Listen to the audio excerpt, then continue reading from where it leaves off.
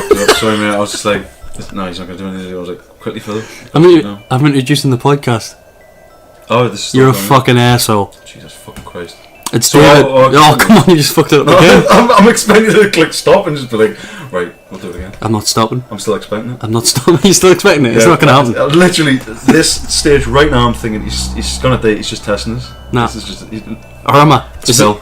It's Phil. No, that's not the order we're doing it in. Gosh darn it. It's David. It's me. Phil. It's David. And Phil. No, it's David. It's Phil. It's two guys from garage. Let's do this. Yeah.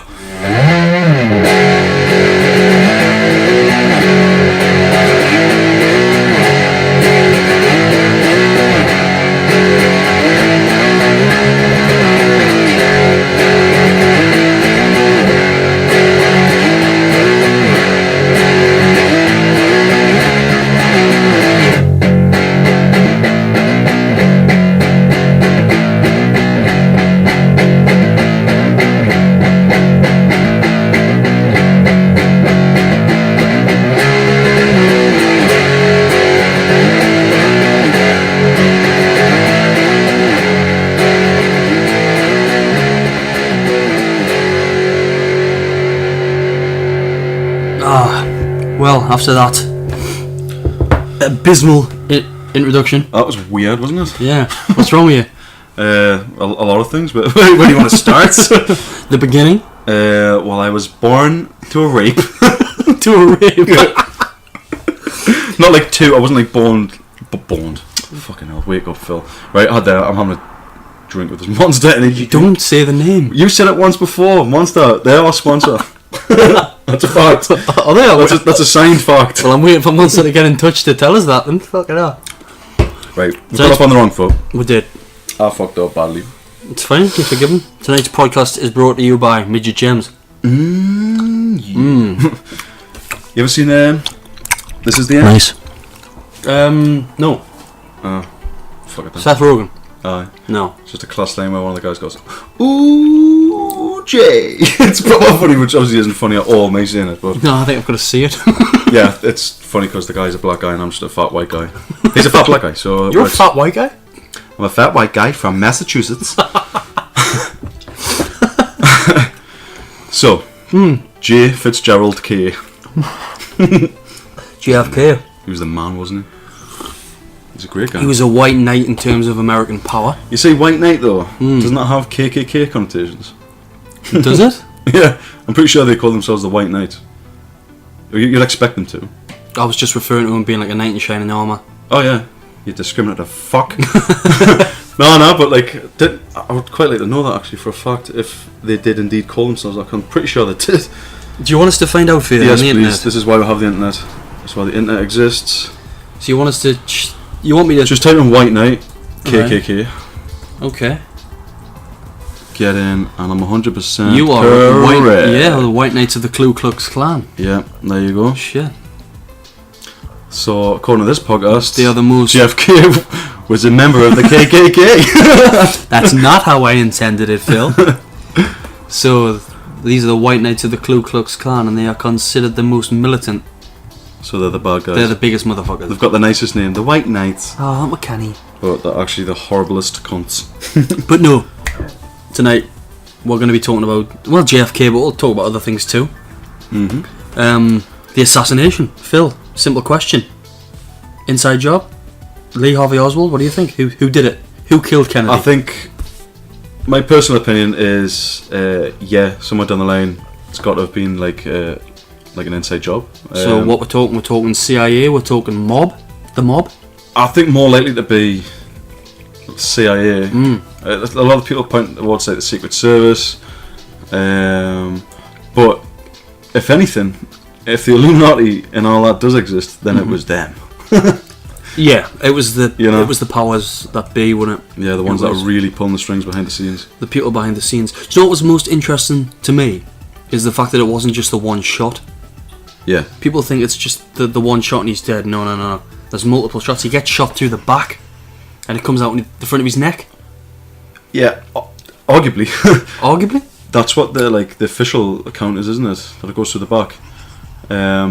Either way, like, I'll get back to that. But yeah, he does. You see it in that clip, don't you? Where he's like bring his hands up to like his chest or his neck. Yeah. And then he gets absolutely nailed with a massive, brutal headshot. It is brutal. I mean, watching it today, and fair enough, you've got all these beheading videos, which we've mentioned before, and that they're disgusting. They're really graphic. But for the time, that was pretty gnarly stuff. Aye, definitely. The guy's head just got absolutely jacked. And the shit quality of the footage adds to it as well, doesn't it? Yeah. Like, makes it just seem even crazier. Footage-wise, it's kind of like quality of the footage-wise. It's similar to the Bigfoot footage, that grainy sort of old school. Did that come out as being a fake? That particular. I mean, Well, obviously the it's bloke- fake. Fucking hell, it's got to have been. The guy that released the Bigfoot footage, he was a known con man. How dare he? And so that's one of the reasons why a lot of people doubt the footage. And there was somebody who came forward and they said that yes, I was in that suit. But it's the Gimlin footage, the Gimlin film. But a lot of people still think no, it's real. Idiots. Shall we watch it? Yeah, let's go for it. Let's have a look. It's got a nice arse on it, hasn't it? He's got a tight ass. Hasn't it got tits as well though? Looks like it. Which is that's dedication, that, from whoever designed that suit. It's commitment. Patterson footage. That sounds more familiar. I've heard that Patterson footage. Alright, here we go. Here we go. Yeah, very shaky fucking cameramanship. Yeah. Oh. Yeah, it's got tits, like. It's got nice tits. Hairy, but... He's just walking as if he's, walking to the shops and somebody shouted at him and he just turns around. So, Oi! it looks like Bigfoot! someone shouting at somebody else and he's turned. You know when someone's shouting at someone, you turn thinking it's for you, and you're a little bit embarrassed. You're like, oh shit, that wasn't for me. Maybe it was Jesse Ventura shouting at him. Oi, Bigfoot! Turn yourself around, I want to see the conspiracy. Oh fuck, I was going to try it. Only how show me the conspiracy. That was Show me the conspiracy. So what do you think? What? No, about this Bigfoot footage. I think it's totally fake. Yeah. But it's mint though. I just can't believe that. That's the biggest mincer of a Bigfoot I think I've ever seen. Oh. Especially when it's moving backwards. Yeah, the way he's like swinging the arms with the old limp wrist action there. Yeah. I just find it weird that they designed a female suit. Because adding tits is a bit of a pain in the arse, isn't it? There's definitely breasts on that. Yeah. Like you'd expect them to go, alright, let's do a Bigfoot vid, and then just make it like a male suit because it's easier. It's flatter. Yeah. It's like not much extra shit to hide in there. Because I don't see no dick. Yeah. It's funny, because I've been doing this is kind of off on another tangent. We've gone from talking about JFK to talking about Bigfoot. Now we're going to talk about big cats. But I've obviously done a week of chainsaw training, and I was talking to the guy that was taking charge of the training, and me and him got talking about the subject of big cats, and he says there's definitely big cats in the county, whether that's lynx, panther, just big cats. They're definitely kicking about. He knows people that's seen them, and he's seen the prints. So that's pretty interesting, isn't it? Totally don't think of England as harbouring any kind of larger than a house cat. I mean, these will all be like escaped, sort of.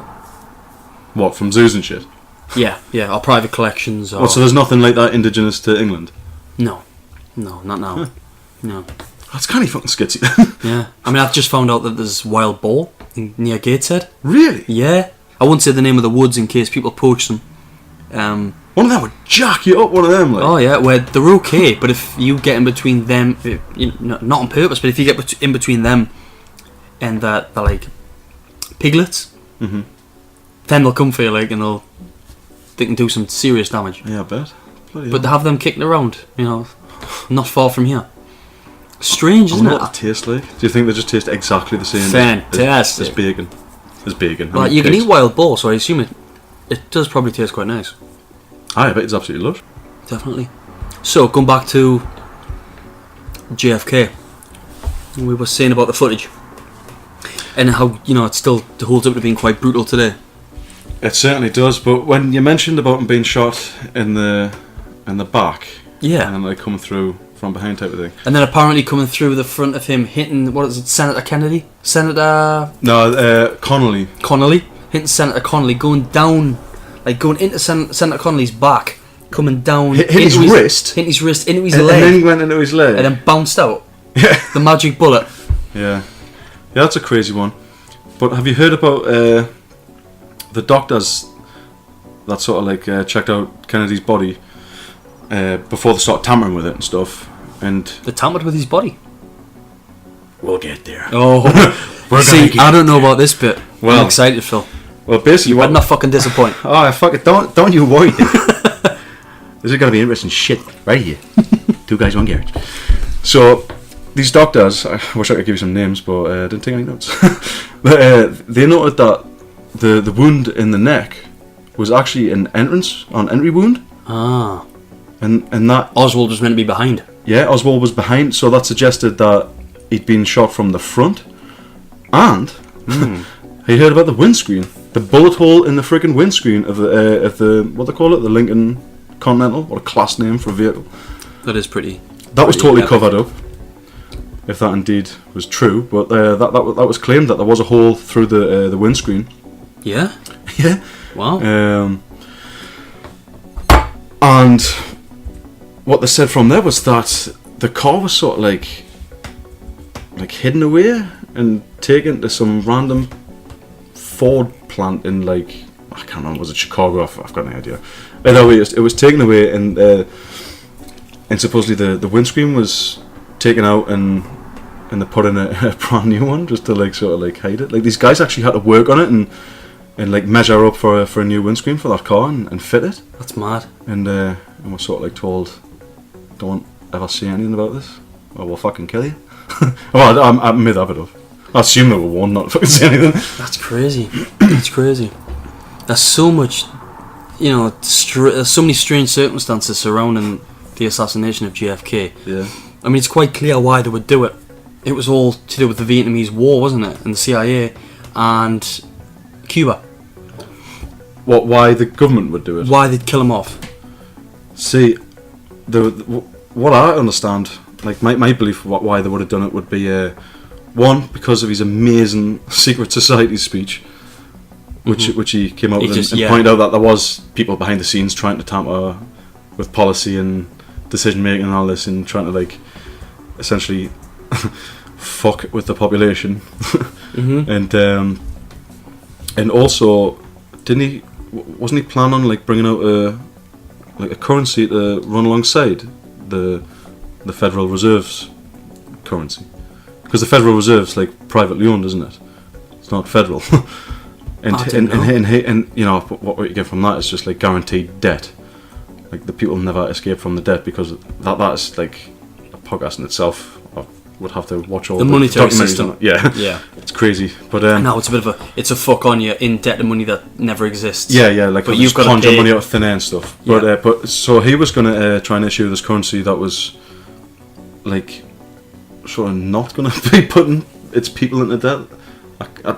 I didn't really look into it that much, but that was all I needed to know to go, well, that makes sense. Because when they talk about conspiracy and Illuminati and all this, it's always the money, the banks, and the issuing of currency. It's always those areas that these guys are meant to run, isn't it? Well, if that the is Rothschilds, the Rockefellers, all these. If that is true, it makes perfect sense, because money rules the world. Exactly. Even if you don't want it to, it's the one thing that it corrupts does. everyone. Yeah. And so I thought, he's trying to expose secret societies. He's trying to get the press to report truthfully about things and not put too much spin on stuff and just be objective. He's trying to say that there are people behind the scenes that have their own agenda, separate from his party or any other party, and that they're trying to, as I say, pull the strings and stuff. So he's trying to expose all that, and then he's trying to issue this new currency. For me, those two, well, even just one of them would have been enough for them to go. whoever they are, for them to go, yeah, this guy's got a gun. Yeah, he's too honest. The guy's too fucking honest. You know, I think it's interesting as well how they've pinned it on Oswald, who apparently was a CIA insider. He wasn't the best with weaponry. He was just a radar man in the in the army, and they've pinned it on him. But it's funny because where he's said to have shot Kennedy from, the exact spot in this building, it's cordoned off to the public. It's been left in situ, exactly how it was. Yeah. John's pretty good. There's a plaque outside of it, I think, that gives a description of like the history of the building and stuff. And then it says something like, "This is where Lee Harvey Oswald allegedly assassinated." And I was like, that's cool. Pretty good that they put allegedly and didn't just like flat out say, "Yeah, this is where Lee Harvey Oswald definitely, for a fact, killed Kennedy." Yeah. It's like, yeah, well, he allegedly did it. That's cool. Interesting. I definitely think it was an inside job. There's no, we've discussed 9/11 before, and we've discussed how it's possible that it was a complete inside job. There's aspects of it that kind of aren't as inside as we want them to be, and there might be some conspiracy makers out there who take things too far. But in terms of John F. Kennedy, I think without a shadow of a doubt, it stinks of dog shit. Yeah, and it's a total inside job. It's similar to 9/11 in the sense that like the people that were designated to protect fucked up badly. Like on 9/11, NORAD and all that, they just didn't respond in a timely fashion and whatnot. And in the case of Kennedy, have you seen the footage of the Secret Service guy that's like jogging alongside the car? Yeah, you see the one that tries to jump in the back of the car or something like that in the footage? Well, this is earlier on. Oh, right, I think I missed that. Well, that's this dude, like, I think it was the protocol to, like, for them to, like, accompany the car because it was travelling slowly, so the guy was, like, jogging along, and then his like, superior, the Secret Service, like, boss of the day, said, like, nah, like, stand down from that, don't do that. And the guy, like, holds his arms up as if to say, what the fuck? Like, wait on about this is what we've definitely got to do. Yeah. And so he was totally confused by that. And so they fucked up there. And the order of the cars in the motorcade was supposedly like it didn't follow like protocol. So like his car should have been in a different position. Like I would imagine. So yeah, covered. From one end to the other. So probably like in the middle between these other cars, like, and the police and stuff. And they repositioned it. And obviously that drives the conspiracy guys wild in terms of thinking. So they got the SS guys to stand down. Yeah. And they've totally like repositioned the cars in a way that opens up Kennedy. He's in an open top car. Yeah. Not even the Pope goes about in an open top car. So it was a little fishy that like. And apparently the way this is me watching a Jesse Ventura video here, but apparently the way that the motorcycles were lined up was almost like what would you call it, man? Like a target site. The way they were like either side of the car. Both sides. It's like trackways, and from the point in the building, apparently that was like a like a guide. A guide, yeah. Mad. Whether that could be conjecture. You could be reading into that, but and that's another thing though with the rifle and that. Well, there's so many things, isn't there? But it's the amount of shots apparently taken on that rifle. Yeah, and the rate of fire and impossible. It's too much of a sluggish gun. Yeah, that you couldn't like fire off 3 bullets in that like short space of time. Not at all. I mean, I know absolutely nothing about bullets. A lot of people have tried it. You've got obviously Jesse Ventura's tried it, but there's a lot of like. I don't know if they were like what were they? Proper sort sniper, of like sniper dudes. Yeah, that's that. Yeah, like elite fully level. Trained elite snipers. They've tried and can't do it. You can't get the rate of fire from that height to hit that target at that range that quick. It's because multiple guns were fired that day, man. That's why. Yeah. That's well, why. the official version did it say 3 shots, but then a lot of witnesses heard anywhere between 3 and 8 shots. It was 3. How many shots was it? I think officially it was. Was it 3 shots in 7 seconds or something? Something like that. But yeah, it's like again a lot of questions. We kind of need them answering. I like the fact that Oswald went to cinema. Yeah. without paying. He just went in. Was that after he supposedly shot the cop? Yeah. And then apparently he was walking around the cinema. Apparently, was he looking for his handler? Who was he looking for? Because he was going from seat to seat looking about. He didn't just go in and sit down. He was walking about inside there. And got some popcorn. Well, that's the first thing you do after you've killed someone. You go to the cinema. Oh, totally. Sneak into the flicks and see what's on. I haven't been at the cinema for a while. Let's head down. Good place to hide, like, and it kind of. You know, in the dark. Not when you just like sneak in. But you're sort of like. Trapped. Excuse me, sir. Could you pay for your ticket? No. No, but I pay for this gun. Yeah. It's very, very poor old fishy. Lee Harvey Oswald, who claimed to be a patsy. You know, maybe he did fire at least a couple of shots, but yeah, he just heard gunshots and he's like, "Oh fuck this! I'm gonna start shooting now." Yeah. It's very strange. Well, that guy very himself is like, if you're gonna try and pin it on anyone, he would be a good one to try and pin it on, wouldn't he? Yeah. With his communism or communist like sympathies and stuff. Well, it's funny, isn't it? Because all these sort of like lone nuts have always got like shady pasts and things. And that serves as part of like the official stories, like. Well, yeah, it gives the public a figure to point the finger towards. Hey, I listened to him when he's when he was paraded in front of the press. No.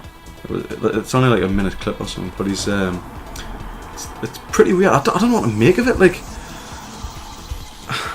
I kind of feel like that guy is hiding something.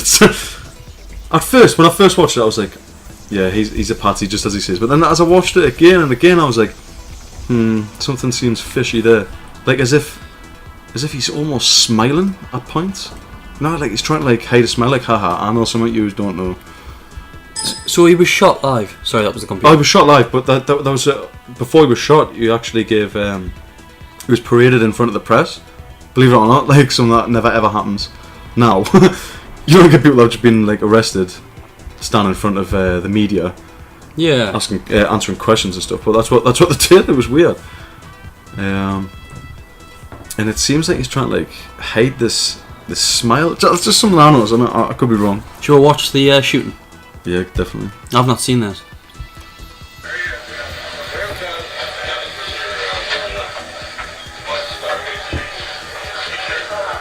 So even there, it was like he was smiling. Being let out by Captain Fritz.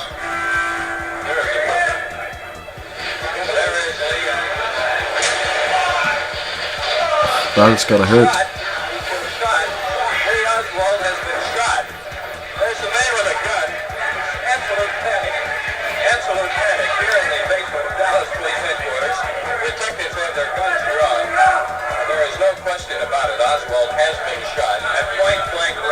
So badly handled.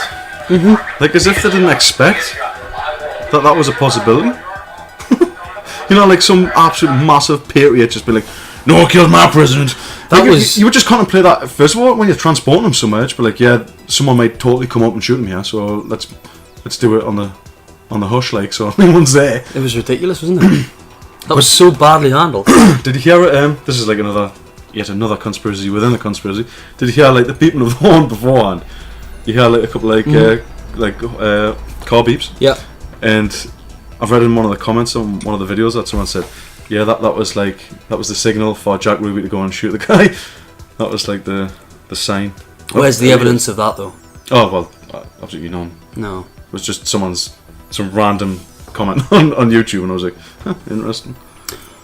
Lee Harvey Oswald speaks to the press. Yeah, go for that one. Is this the one? Yeah. In the wake of the Kennedy assassination, the Dallas police, on the one hand, they were committing all of the resources to trying to solve the crime. On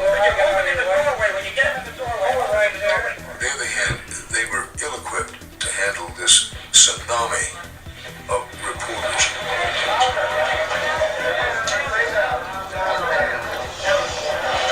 Well, I was with my judge by protesters that time that I was not allowed to. In bringing Oswald out, they were, of course, doing something that you would never see happen today. But they were trying to cooperate with the press with the understanding that there would not be questions shouted at him. You killed the president?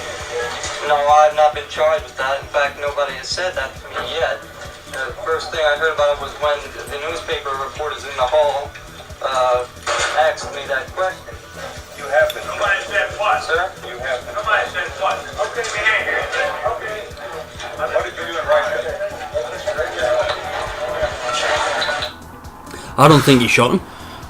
See, that's what I thought when I first watched it, and then when I watched it a couple more times, and at the end of, you know, when he says, I'm no body language expert, but when he says nobody, or something about, I asked me that question, weird how he said asked like a black guy, asked me Didn't that ask me. yeah, and then he sort of like looks up a bit and like sort of like tries to hide a smile. That's the way I like interpret it. I was like, I think it's just his awkward body language. He seems like quite an awkward sort of character. so I felt like he seemed really calm for what people were saying that he was going to get done for. You've just killed the president. I'll be like, yeah, fucking, I have no idea, mate. Absolutely nothing to do with this. Yes, I had a gun in there 'cause I'm mental. I have guns, but it had nothing to do with me. I'm gonna see if I can put that bit on again where he speaks like a black man. Asked me that question. You have been. Nobody said what? I don't think that was him hiding a smile. I think he was just, my personal opinion, that was just his strange, like, sort of awkward way of answering the question. I disagree because he seemed really calm to me. Mm-hmm.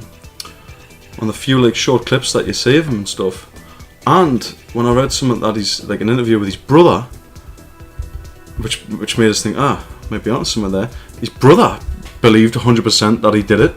Really? Right? His own brother, and he said that he would like the idea of knowing something that other people didn't know because it would make him feel powerful. Really? And I thought, interesting. Like, I wish I could get like a body language expert to look at that and just to see if that was like a telltale sign of someone, you know, like what emotion that represents, like that tiny little thing. Because it's always small things in body language, isn't it, that like reveal like the truth and that about what people are thinking and feeling. Apparently so. And I would just like to know what that meant. Was it like, as you're saying, was it because he's just awkward and fell out of his depth, or was it like alluding to some sort of guilt, or at least some knowledge that he wasn't letting everybody else know about, you know? Either way, interesting cat. Very interesting. There's a good interview with his daughter as well. His daughter was like just a baby, I think, like 2 or something when he died. But when she was much older, footage looked like it was from like the 80s or something. Right. She was doing this like television interview, and she was like really level-headed. I was really impressed with her. Oswald's daughter. Yeah, Oswald's daughter, and like the way she was handling the questions and stuff. She wasn't like going, "Oh, he was definitely innocent. It was an inside job," but she wasn't going the other way either. Like she was trying to like stay down the middle and just say like, "There's definitely questions that haven't been answered, and there's definitely been answers that lead to more questions." You know what I mean? Like from the Warren Commission and other like authorities that have tried to like weigh in on what happened and stuff. So Yeah. I was like, well, that's interesting. Like, but the brother was just flat out from this one interview. I don't even fucking know if it was real or not, but I presume it was. But he was just flat out like, yeah, it was definitely him. It was like, yeah, he would have definitely done that. Again, the problem with conspiracy is the amount of questions that there is. With a conspiracy, the moment you take the first layer off a conspiracy, you just all of a sudden you're bombarded with multiple paths you can take with dozens of questions. Yeah. And so many people become fucking experts, don't they? Yeah. Like to the point where they can be obsessed with the idea. Mm-hmm. Maybe even if they're wrong.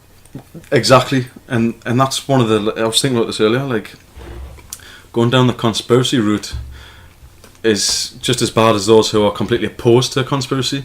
Yeah. Because it shuts you off from the other point of view, doesn't it? Mm-hmm.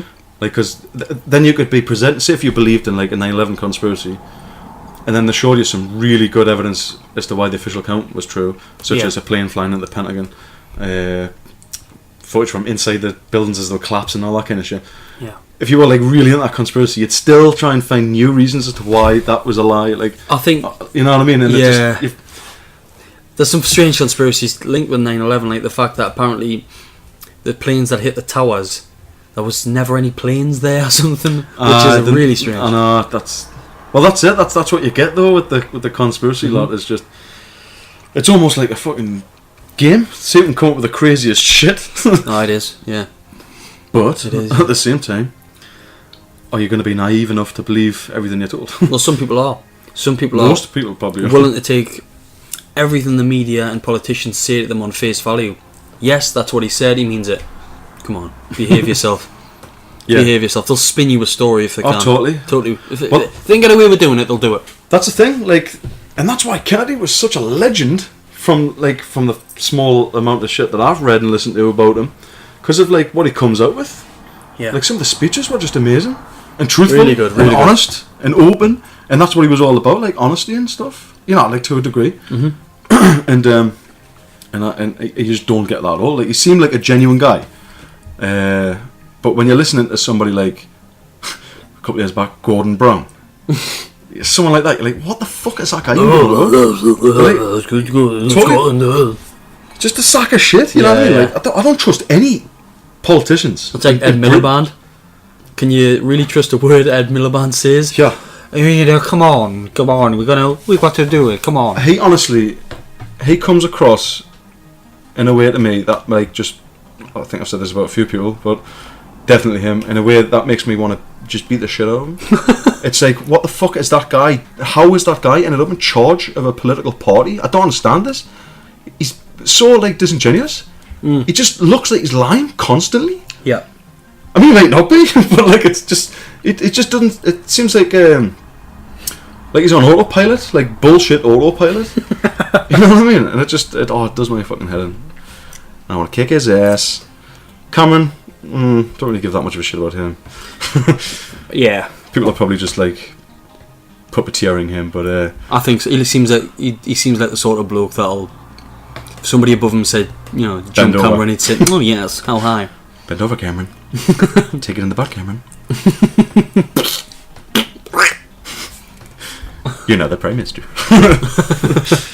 Let's watch the footage of What the actual the death? actual footage of being shot. Yeah, You go lover. it's a bit macabre, like, but right. Let's have a look.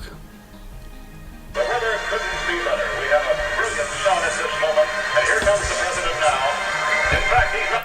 No, Zapruder. here we go.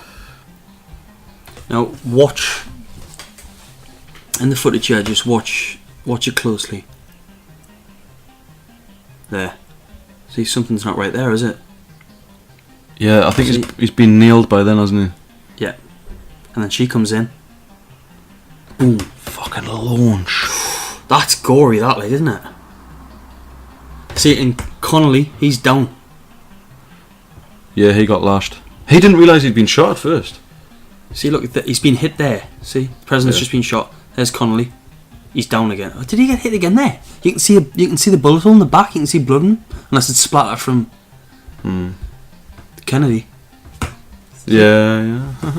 That is nasty. God, that's so weird. I bet they didn't expect this footage to ever exist. In fact, this footage was locked away for a long time. See, that it just takes the top of his head I off. don't man. understand though. Like that looked like the side of his face.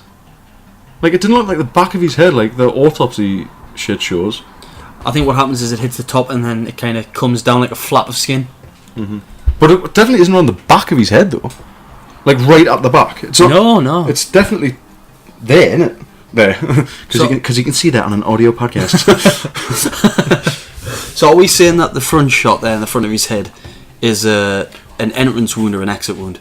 Oh shit, that's a good point, isn't it? Because the exit wound is the biggest wound, isn't it? Yeah. So that would suggest that it probably.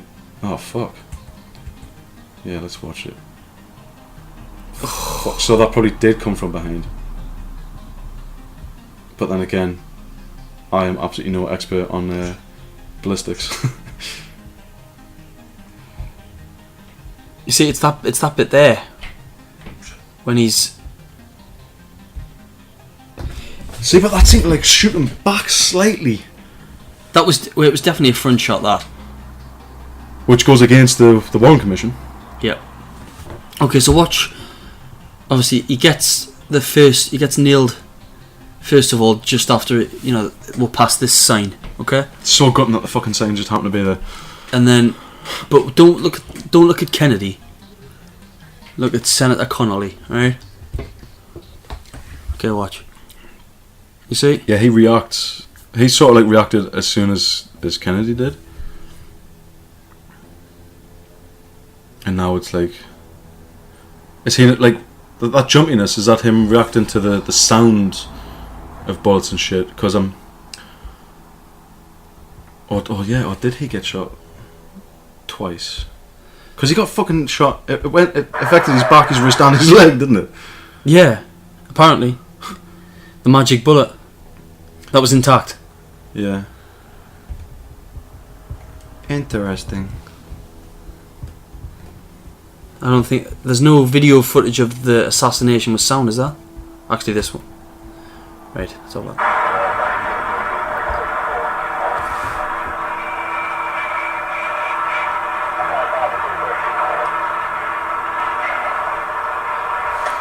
You see, that's funny because it had sound for the headshot, but you didn't hear the other one. You didn't hear the other one. No.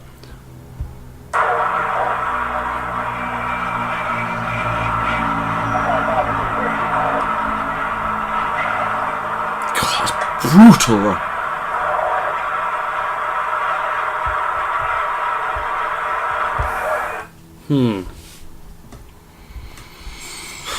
What are you thinking? I was thinking, fucking hell, there's a so annoying that we just don't know yet again. But then it's a case of, well, maybe we do know. Maybe the official report is true. You know what I mean? Mm-hmm. That's what I think about conspiracy. You know, when they say, like, I guess we might never know. Well, what if we actually do know and we're just looking for a conspiracy that doesn't exist? What, so you think that, what if it was just Oswald? Yeah. And we're looking into it for no reason whatsoever? Yeah. And that the truth is out there, it's just, you haven't chosen to believe it. Yeah. I mean, I believe something snidey was going on there, like, personally, but, you know, it could have been just him, like. And a lot of people that do these computer like models, trying to remake it, they tend to say, "Oh yeah, that was totally possible what he did."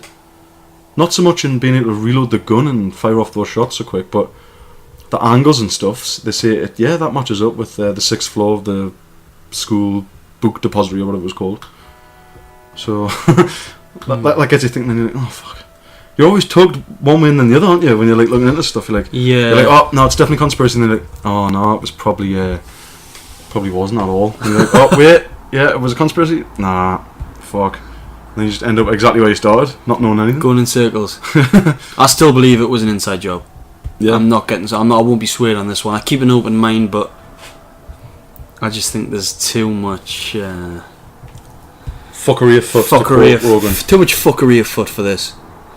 Yeah.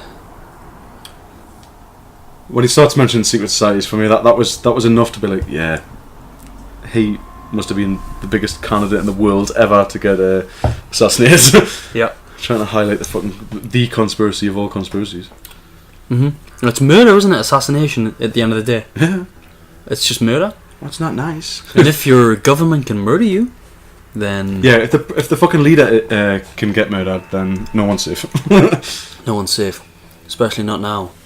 In one of his speeches as well, even the Secret Society one, he says like a lot of people will try and use this idea of like safety as a way of taking away your rights and stuff like that. He didn't word it like that, but that's what he was saying, and that he wasn't going to do that, that he was going to like protect the Constitution and stuff like that. But then what have you had since his death? People using this like pretext of like safety as a way of validating them, or justifying them taking away the fucking rights and absolutely hacking away at their own constitution. Yeah. No more so than the Patriot Act after 9/11. Very. What we need, good, strong point. What we need is to bring back Kennedy from the dead. Mm-hmm. Zombie style. Clone him. Mm-hmm. Put him in charge of every single country in the world, and take it from there. He was kind of good though, like because he wasn't that. To an extent, you could say he was naive, but in other ways he wasn't, because he was talking about like how he wanted peace and all that kind of thing. But he said, well, like genuinely want it, you know. And he says, we're not going to get that by like just lying back and getting rid of what army and shit. He was like, no, we're going to have to be strong enough so that if we were attacked, we could retaliate in a way that just crushed them. And but they have to know that. So he was up for like spending like a lot of dosh on like the military and in nuclear, the nuclear arsenal and stuff like that. He was like, yeah, we need that. We do actually need that shit for safety, but more as a deterrent. Mm-hmm. So if Russia or whoever do want to start some shit, then they know that they're going to get some shit and that they're going to get obliterated. Yeah. And he was going to use that as a way of like sort of fostering peace in and around the world by them being so powerful. And I thought that totally makes sense. Like it seems weird that like we're so dumb that we would need that. But I was like, that does make sense. No, that does make sense. Because if you go in, like, if you have the best ideas in the world and all that, and you try to spread all these, like, these democratic values and shit like that, but you can't, like, back it up physically, well, people, not that I'm saying you need to invade people. No. But you know what I'm saying? Like, you could have the best idea of how to run things. Like, how to have peace in the world. But there'll be another country that'll be like, them idiots have been focusing on peace and the like totally decreased the military budget. So let's go in, jack them, take the oil, take the resources, take all the resources, and now they're part of us. Now we've expanded our empire. Mm-hmm. You know, so to an extent, you do have to have like a strong military presence, especially if you're going to be the country that's trying to dictate values, morals across the world. You know. Yeah. And that guy's dead. That guy is dead. Phil, you are grim. I'd love to know what the listeners are thinking in terms of the assassination. Like as to whether or not they believe. Yeah. So whatever format you're listening to, listening to this podcast on, comment below. Let me know. Let me know what you think. I think it's safe to say we both believe that there's some form of conspiracy somewhere down the line here. Yeah. And that we haven't been told the whole truth. What we need to do is we need to Skype Jesse Ventura, and then flash him. he can be a bastard and like shoot me down because we don't know jack shit compared to him. He's been studying this since 1985. Or we could just totally roll over and be bitches to him and be like, yeah, oh, that sounds totally realistic. Jesse, you're spot on, mate. You bang on there, mate. Jesse, whatever you believe, I believe. What about the magic bullet theory? And now the magic bullet was so class. So our conclusion is inside job. Mm-hmm. On this one, certainly from my point of view. 9/11, not so fucking sure anymore. Yeah, but JFK, without a doubt. Yeah, got to have been the money thing. The currency and the secret society thing. The speech exposure. That for me, that is enough. Maybe he said too much. Maybe he's got to be shut down. Do you know? I suppose you've got to really, because that guy was he was too good. He was too honest. He was too open. He was too truthful. We can't be having that, man. We're trying to fucking. We're kind of a politician. Trying to pull wool over the eyes of the population here. We're gonna have them tell the fucking truth, man. Jesus Christ, get rid of him, man. How the fuck did he end up in bloody in the hot seat? Jesus Christ. And bang, he's gone. He's gone, just like that. Bullet to the head. Didn't he? It was Kenny that banged Marilyn Monroe, wasn't it? Apparently.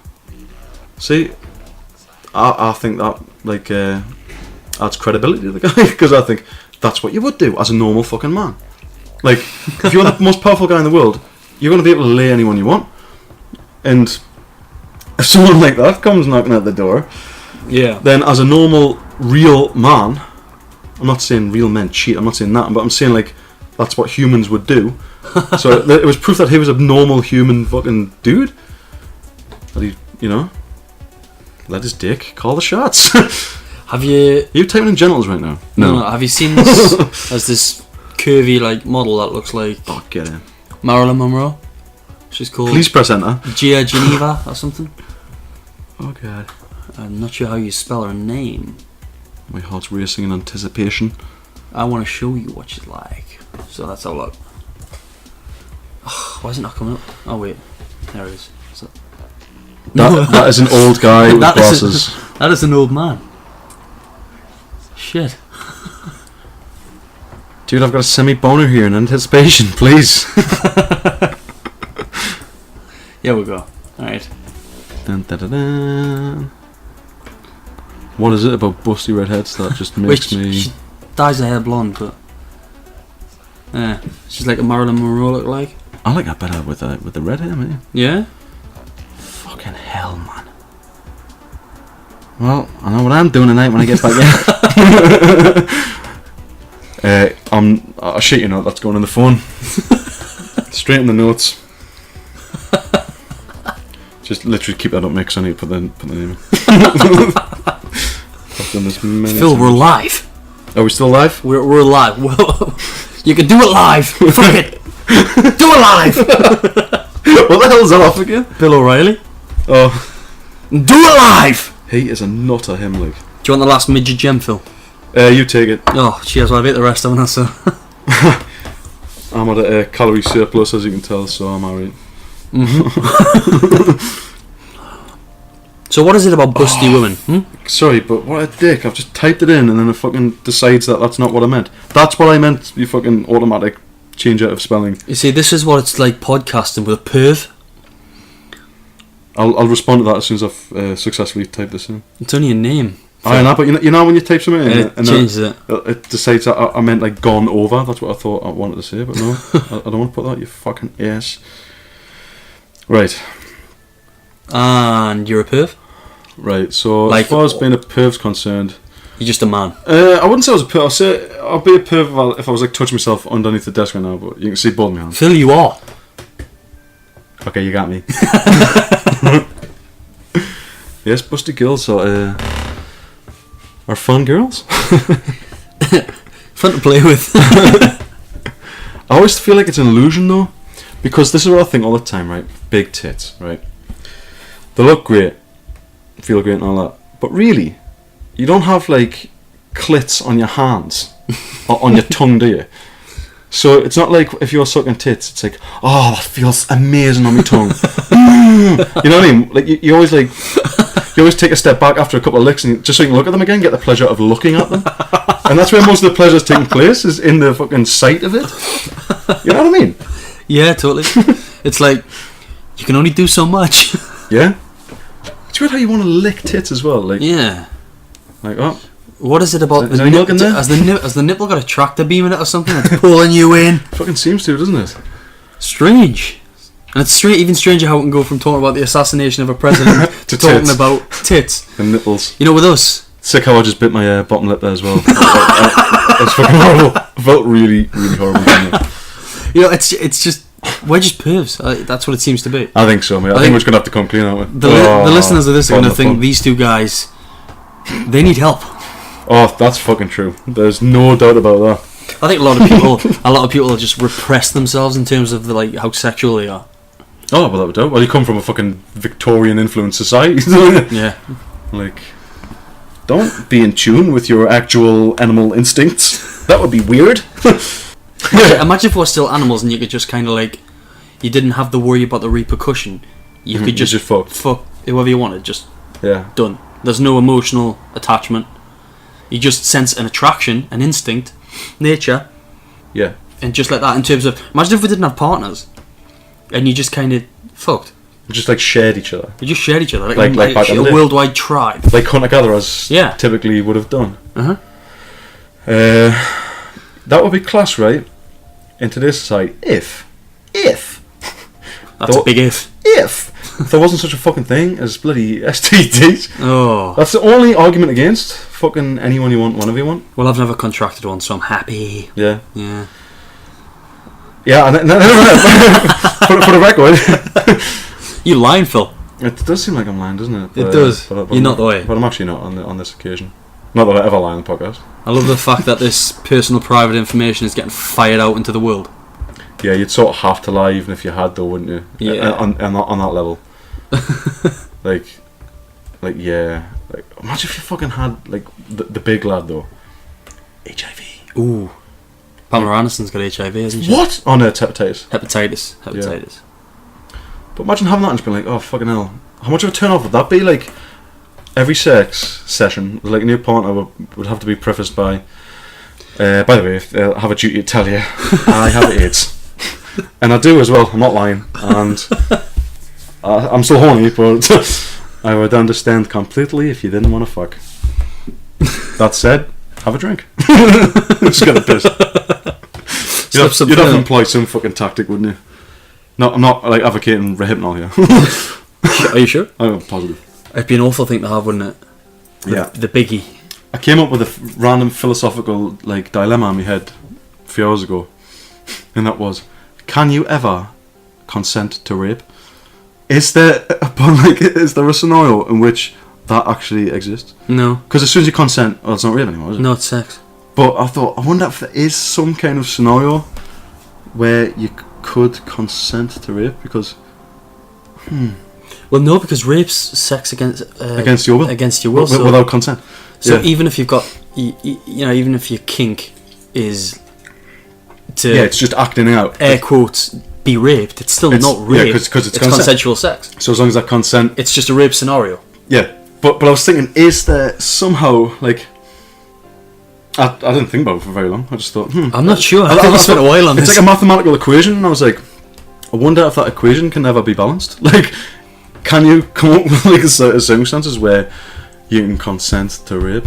And I'll figure that mathematical equation out one of these days. I think you should give it up now, because I think rape is rape. There's See, no. I think you could sort of use words. I think consent. you could like arrange words in a way where like sort of actually made sense.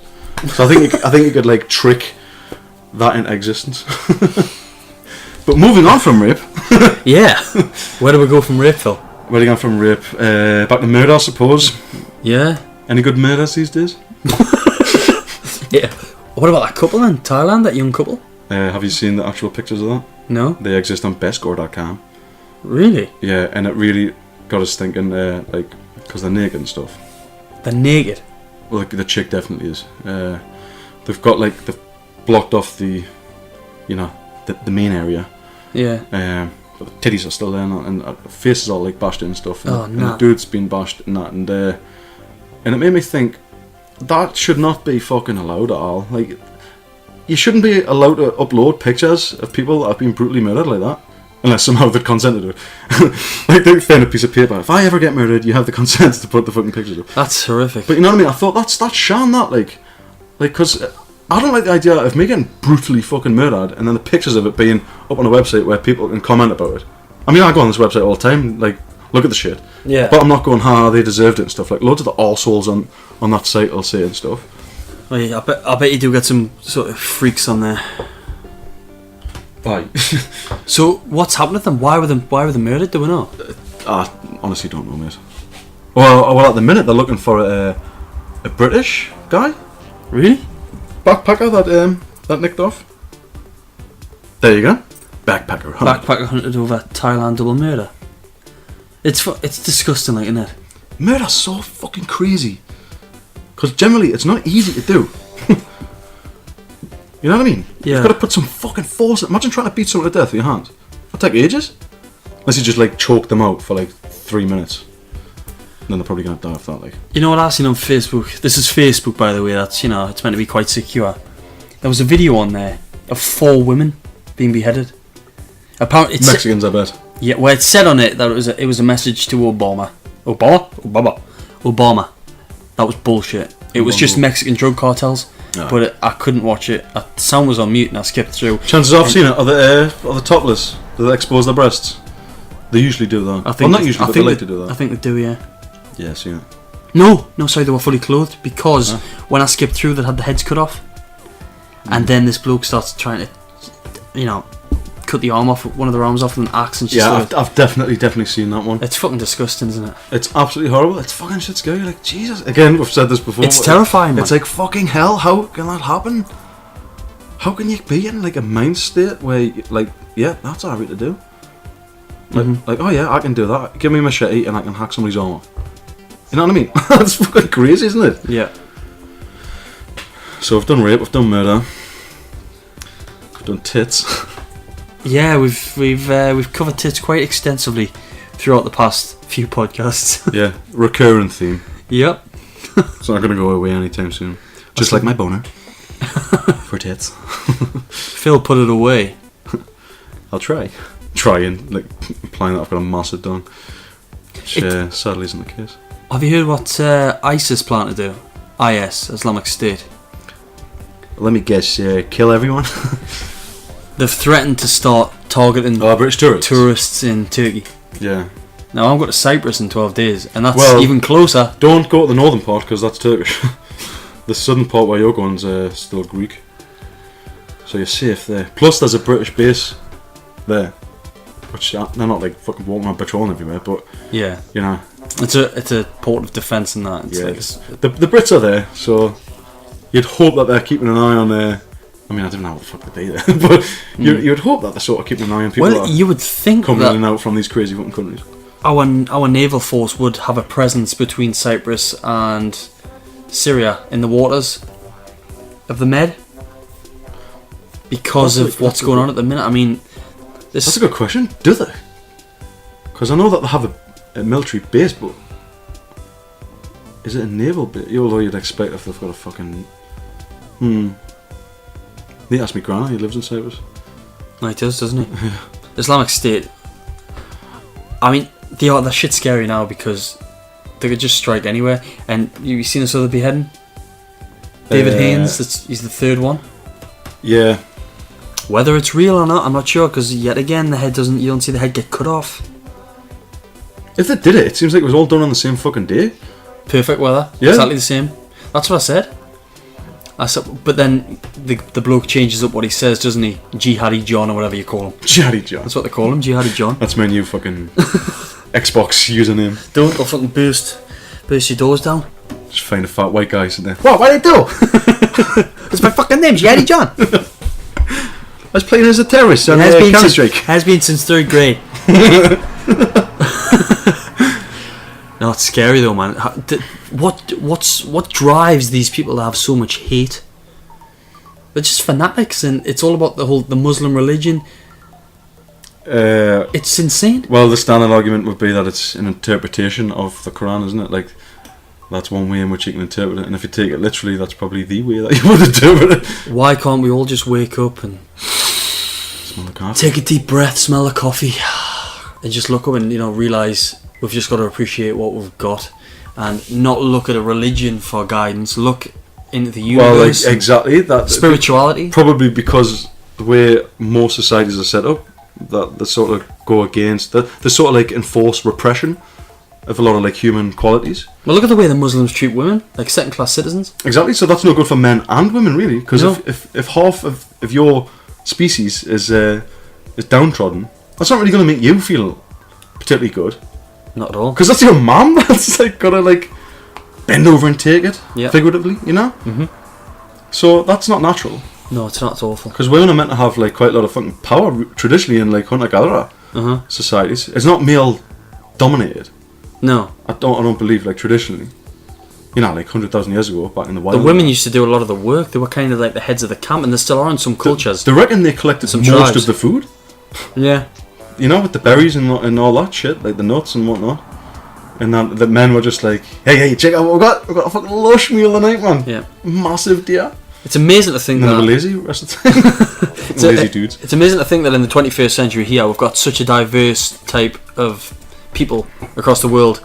You've still got people living in tiny tribes in the rainforests. You've got people living in huge mega cities. You've got fundamentalists and radicals out in the desert with acting like absolute cunts.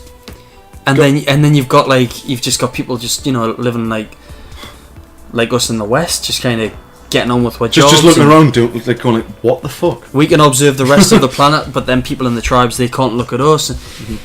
It's amazing. Yeah, well, that like diversity and The human diversity, experience. Yeah, there are a lot of different experiences, like in terms of human lives being lived. Some people are living the life of someone that's fucking abused from like birth up until adulthood. Some people are living the life of you're given everything because your dad's rich and that kind of thing. You know, like these what they call socialites. Yeah. Like a Paris Hilton type. Some people are living that, but that still fucks them up because they end up addicted to drugs because that's not really that good for you. No. You know? It's not good to be brought up in such a way that everything's provided for you. You've got to learn, otherwise you don't respect people who don't have what you've got. I hate that in people. I hate that when people are brought up and they've got a spoon up their arse and they can't see people who are slightly lower than them, haven't got quite the same amount of resources, their family isn't as well off. and they can't give them the time of day. You've got to respect each other, man. Yeah. No matter where you come from. Do you know who was treat people with respect? I'll tell you who was absolutely fantastic example of not being like that at all. Who? Princess Diana. Yeah. She was totally just loved everyone, didn't she? Yeah, that again is a podcast. That's another in big itself. fucking big conspiracy. That's up there with the JFK one from Yeah. 9/11. Yeah, it was funny because I was reading an article earlier on tonight, actually, that I think was in the late 80s. Freddie Mercury dressed Princess Diana up as a drag queen, I think it was, and he snuck her into a gay club, so she could just have a night as an average person. Oh, that's class. Yeah, which is pretty cool. I mean, imagine not being able to live like a normal person. I mean, it must be nice if you're sort of impoverished to think, oh, I wish I was a royal, I wish I was rich or whatever. But imagine if it's probably the same in the other side of the spectrum, where what is it like to live a normal life, and you've got no comprehension of it. She would have had it more than, for example, Charlie Boy, Prince Charles has. But No, yeah, what you're saying. imagine that. And People always want what they haven't got. Grass is always greener on the other side. Exactly, and that suggests to me that people generally aren't living in the moment, and that's what the Buddhists have been telling you to fucking do for however fucking long they've been around, thousands of years. You know, the Hindus and all these guys, all these ancient dudes had a lot of ancient wisdom, and a lot of it was centered around mindfulness and just live in the moment, just experience what you're experiencing right now. Don't give that much of a shit about what's happened or what might happen. Just feel life as it is presented to you here and now. And if you can do that, a lot of the times that chills you right out, actually. Like if you're stressing about something like, oh shit, in like a couple of days time I'm gonna go there. If you oh fuck, I said that the other day and shit, what the ramifications gonna be because of that, and if you can just go, right, well, right now everything's fine, I'm not in danger, right now everything's pretty cool. Yeah. Live in the moment. Yeah, exactly. It's living in the moment, feeling the moment. Don't live in the future. Don't live in the past. Live in the now, because now is the only thing that's happening. Because now is all that exists in this exact moment in time. The past is done. That's all you ever present experience is this like split second. You know? It is weird to think that. It's almost like you're on a train that or something like that just it can't go back. You're just always going ahead. So all you've got to do is the way you live your life. You've just got to sort of put the rails down how you want them, and just plow ahead. You're chiseling your future out. Yeah. So you know it's up to you to make it what it is. You've just got to keep going and keep laying the foundations of what you want it to be like. You can't look back. Sometimes you end up in a shitty town. Yep. But you put some more tracks down and get the fuck out of there. Get the fuck out. Get the fuck out, man. I mean, I'll be honest. I've suffered with like thoughts of living in the past. You know, there's been times where I look back with nostalgia and certain things that have come and gone. It's like, oh fuck. That fucks with your head. It does fuck with you, but at the same time, you think, well, hang on a minute. It's in the past. It's almost like it never existed. Never happened. Yeah. But it did. But it's almost like it never did. Yeah. Because you can't go back to it. And it was It's so done. long ago. It's so long ago. That the memories itself Are fading. are like, can't really remember that much about. Like for me, it was middle school. I always used to. Those people in my life, I always used to think back to middle school. Yeah. How class it was at middle school.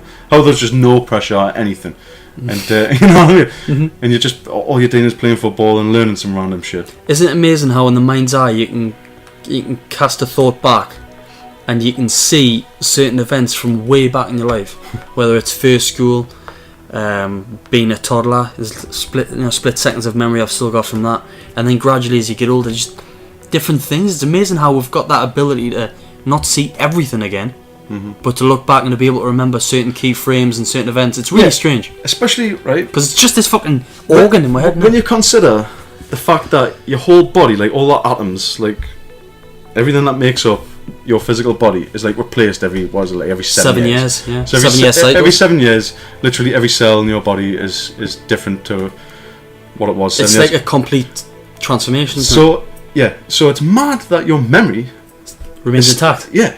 Yeah. Do you know what I mean? Like, it should be, if you know we're thinking like that, then every 7 years it should almost be like blank slate. somebody hits a reset button. Yeah.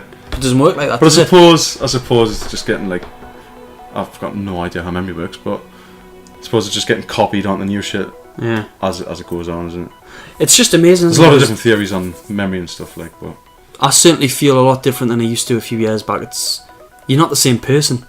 nah. I think you never remain the same person. I think you always change.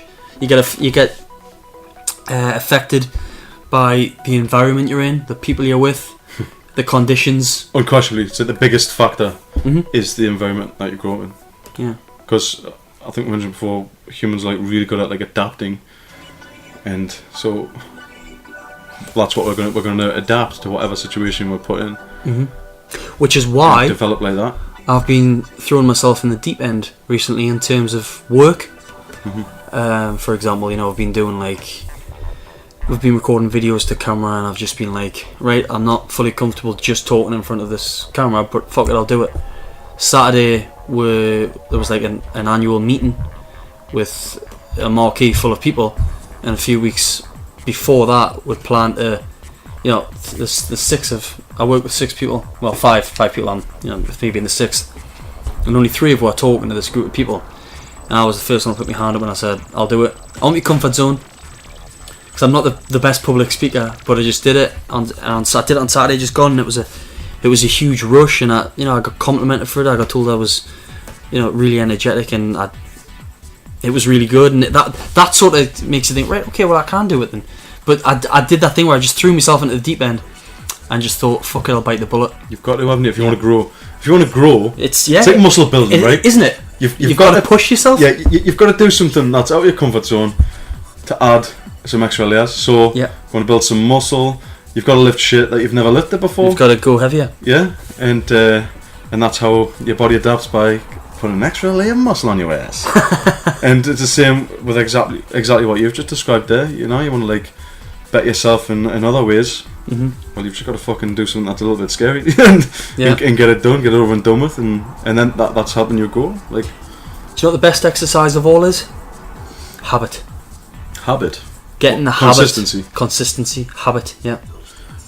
I'd say it's too easy. Proven to work, innit? It's too easy to say I'll do it later. If you do it later, you're lying to yourself. Saying that you're doing it later, that's just an excuse for repetition. Mm-hmm. Do you know I'm not perfect. I'm not preaching this and saying I always do what I say I'm going to do and stuff. No. Sometimes I need a rocket up my arse. I need to push myself. But it's just getting yourself into the mindset where you think, right, fuck this, I'm doing it, and just do it. And like I say, I'm not perfect. There's been times where I've put things off, whether it's something as simple as going to the gym. Oh yeah. But then instantly, once you're at the gym working out, or once you've finished, so class. you feel 10 times taller and you feel so much better. Yeah. You think, right, okay, well, next time, fucking, let's do it. Let's go, bitch. You're so like thankful to yourself for actually having fucking done it. Like, oh, I knew I should have done that, and I did do it. Get in. Well done, me. Yeah. Pets on the back all the way on. So have you been hitting the gym recently, Phil? Yeah. Well, you train at home, but train at home with my dad. We've got a nice big bench, Olympic bench in the conservatory. So me and my dad are just doing at the minute. We've been doing the 5x5s. Right? Have you ever heard of that? I used to train like that all the time when I was doing like bench press and heavy squats. Yeah. Did you track your progress? Or did you just try and remember what you lifted? This is a while back, but yeah, I did. Yeah. Well, we've been like noting it down stuff properly like the past couple of weeks, and it's working. Like it's it's great when you can chart your progress, and it is working. Every week, the lifts are getting bigger. Obviously, now to compare to a lot of like lifters out there, but for me and for my dad, we're doing really well. Like we're making consistent like strength gains. It's not gonna add tons of size to it because the rep ranges, it's only 5 sets of 5, so it's not really a mass building program, but it fucking sure as shit gets you stronger. Oh, it does. It's really quick as well. Certainly for me, for my bench press, I found myself going up every week. Yeah. Oh yeah. It's pretty incredible 5x5. Certainly for the bench press for me. It's good as well. Up and up and up. The thing that I like about it is because it's strength training, you generally didn't have like a shit ton of muscle soreness, even though you're grafting your arse off. Because it's hard lifting heavy stuff, like in a 5 repetition, 5 set like fashion. That's kind of hard to do when it's heavier each time. But it's because you're not doing like sets of 10, sets of 12, sets of 20. It's not putting that strain on the muscles where you're like totally knackered, which I do miss. Yeah. And once I've done the 12-week, like, cause I'm gonna get my dad to do this for 12 weeks solid. You're gonna cycle it. Yeah, and then probably do like a 6-week like bodybuilding type program. Mm-hmm. I mean, I'm not gonna fucking put on tons of muscle because my dad's absolutely shit. But just to get stronger, and I like the idea of mixing it up because I think some of the bodybuilding like techniques and strategies can actually help get you stronger. Yeah. As well as actual strength training. Like, it's good to mix it up, shock your body. I think it is. I think there's no good sticking to strength and conditioning forever. I mean, that it's good, but sticking to bodybuilding all the time, that ain't good for you, because if you stick to bodybuilding sort of strategies, your muscles are going to develop in a way that's kind of unnatural. You're just kind of chiseling yourself. Yeah, because it's like isolation. Yeah. A lot of isolation exercises. And there's not many areas outside of the gym where those exercises will come in handy, whereby if you do kettlebells or you do supersets and strength and conditioning exercises, they're kind of more real life sort of because they're like building your body as a basic whole. It's working like compound stuff, working multiple muscle groups, not just doing isolated bicep fucking. I've got to say, I fucking love bicep curls. Like, Do you? absolutely love bicep curls. Bored than me. I don't know what it is. I just like rocking out the bar as well, like barbell curl. Yeah. I love testing. I'm always like shit scared though when I'm adding plates. Hardly I do them, like, but when I do, just to fuck around, and you're adding plates and you're like, fuck, like, I always have this memory of this video I saw of this dude who was doing like a preacher curl. It pops. And it just fucking, his bicep tears and just runs up his arm, and it's like, I always have that in my head when I'm doing like a heavy curl, and I'm like, fuck. Be careful, Phil. You're like, should I be doing this? Should I? Fucking get it done, man, you stupid bitch. Lift it, man, you know, because that's the thing with weights, like, especially like strength training, it's always in the back. Your mind's always trying to tell you, yeah, you might not be able to do that, you know, mate. I'll be careful. Fucking shut up, man. Lift it. You've just got to be a man about it, you know. And that's what I like about it. Just let your body take over. It helps you in other aspects of your life. Like, it makes you like approach life in a different way, like a more head-on way, as you've been describing, where you're like, you've just got to get fucking stuck into shit. Just feel the fear and do it anyway. Jump into the deep end and go nuts. Yeah. I love working on my triceps. To the point where even the lightest weight that I'm trying to pull down, it isn't going down because my arms are so fatigued that I'm struggling with 10 kilograms. Yeah. How do you what's your program like? At the minute I'm kind of what's your split? Like, I'm kind of rocking, like, in terms of like a tricep extension, sitting on a bench with a dumbbell, lifting a one-armed the beasts dumbbell above my head. I generally a set of 8 warm up, and then three sets of 8. Nice. But obviously, depending on how I am, I'll go up in the weight. What do you like train on any given day? Like, how do you split it up during the week? Do you do like tries and chest? I know, I just kind of go like off a full body routine, or I kind of go off what I know I've done last time and what's not so. I don't want to. If I've got a muscle group that's healing, I'll not. So would you ever work like tries and buys on the same day? I've done it before. It's a hell of a pump. Yeah, and I don't stick to these. People say you do this on that day, you do that on the other day, then that, and repeat. No, I don't really do that. I do what works for me, what feels right. That's what you've got to find. You've got to find what works for you. Well, yeah, because it's your body. Yeah, but I think that's where those programs, those like training splits, like chest and buys, or chest and tries, or however you want to fucking do it, back, legs, whatever. I think the reason why those programs are good is because it can get you to fucking stick to something.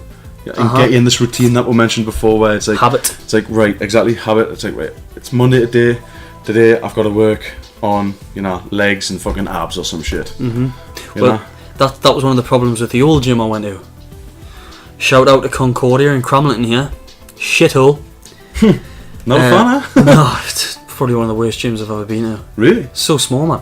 And that was one of the problems with, obviously, people were doing this sort of structured routine whereby on a Monday, if I'd go in after work, everybody was on the bench press. I couldn't stand or the that. Smith's machine, because everybody's doing chest on a Monday. Do you know what I'm saying? So that's, people have obviously seen routines, like you've said, stuck to them, and that's a problem. The gym I'm going to now, it's not so much of a problem because it's fucking huge. But like back then, even the weights you were waiting around to be on machines. But where you're going now, there's still a shit ton of, there's loads of benches and that, so... I think they must have about 6 benches, Oh, that's pretty mint. 2 Smith machines. Nice. It's a massive gym, like really good kettlebell section with mats. I'm loving the kettlebells at the minute. Alright. I'm just sticking to the sort of basic movements at the minute, but How have you That done feels good, that Have you feels been good. watching stuff on YouTube and that, like different yeah. routines? And like I to said, go through? I haven't done any Turkish get-ups or anything complicated like that. I've just I'm sticking to the basic ones, but I've it never feels lifted a great. kettlebell in my life.